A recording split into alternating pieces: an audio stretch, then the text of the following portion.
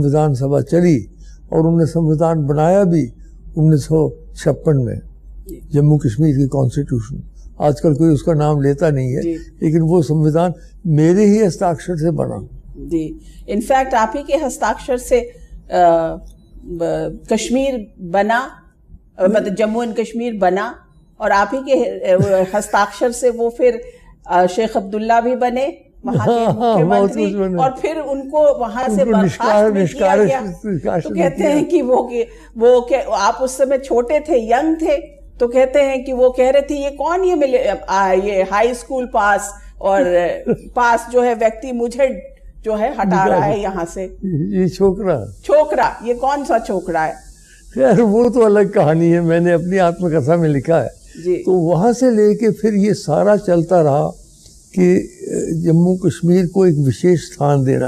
लेकिन एक बात बताइए, जब हम 300